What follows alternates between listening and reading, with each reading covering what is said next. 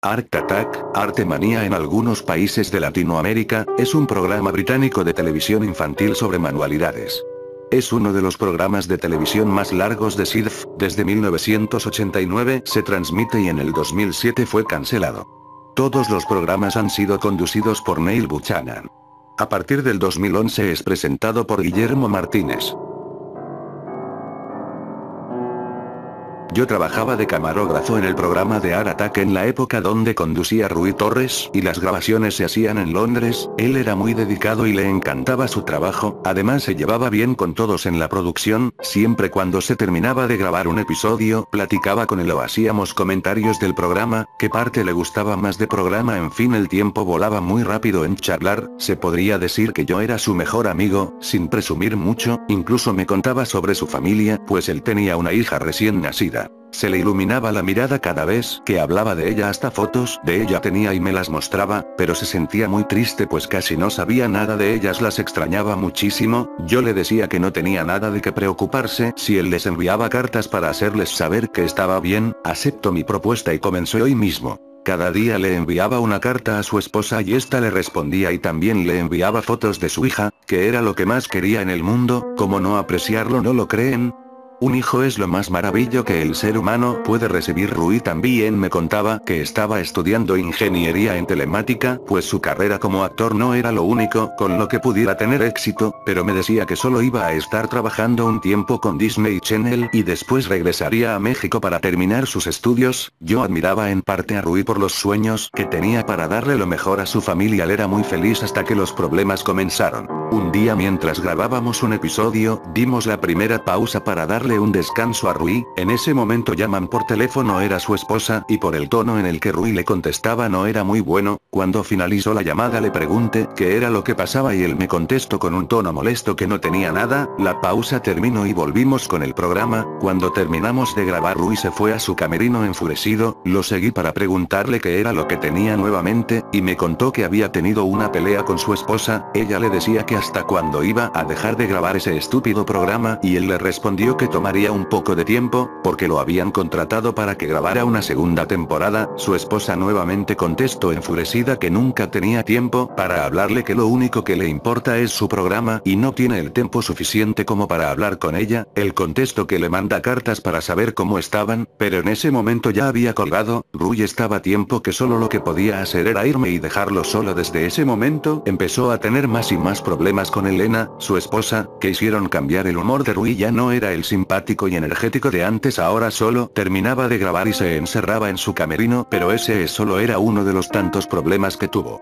En el 2002 ya estábamos grabando la segunda temporada, y al parecer todo volvió a la normalidad, y Rui se veía más contento, y todo su coraje había desaparecido, pero fue por solo un momento. Un sábado por la tarde estábamos Rui y yo en su departamento charlando, cuando su teléfono suena. Él contesta, y se queda callado. Su mirada comienza a cambiar hasta que emite un grito leve, y cuelga el teléfono. Se altera demasiado y yo le pregunto que sí, que le pasaba. Estaba muy alterado y daba vueltas por todos lados. Vuelvo a preguntarle qué le ocurría y él me contesta con un nudo en la garganta: mi hija está muerta. Yo me quedé sorprendido, no lo podía creer yo también, y le dije que tal vez se trataba de una broma y él me decía que no. Le habían hablado del hospital preguntando por un tal Rutillo Torres, al cual afirmó, y fue cuando le dijeron que su hija había sufrido una fuerte pulmonía de la cual no pudieron hacer nada. Él lloraba desconsoladamente y culpaba. Único que hacía, tuvo que irse a México para que él declarara por el cuerpo de su hija, para saber si no se trataba de otra persona, pero lamentablemente era cierto, su hija estaba muerta.